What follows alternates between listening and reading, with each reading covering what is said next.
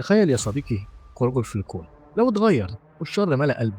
هنا ممكن هو اللي ينهي العالم كله. الناس كانت بتقول عليه رمز الأمل، بس دلوقتي بقت تسأل هو بطل ولا قنبلة موقوتة؟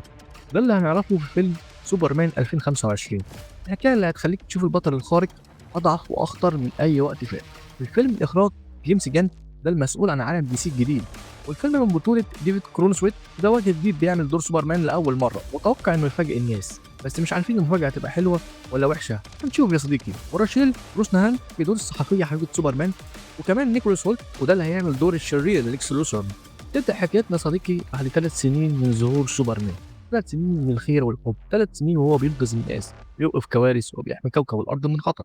بس سوبرمان بدأ يلاحظ إن في كل مرة بيعمل فيها خير يلاقي الناس بتخاف أكتر، والناس بدأت تقول سوبرمان بينقذنا ولا بيدمر المدينة.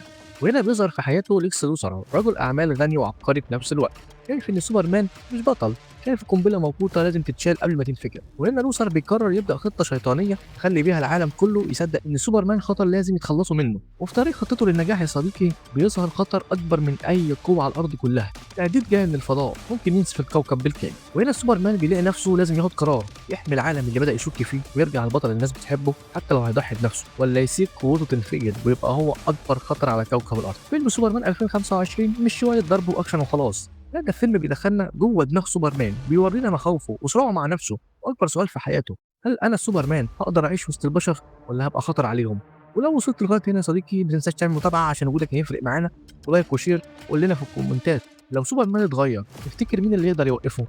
وسلام.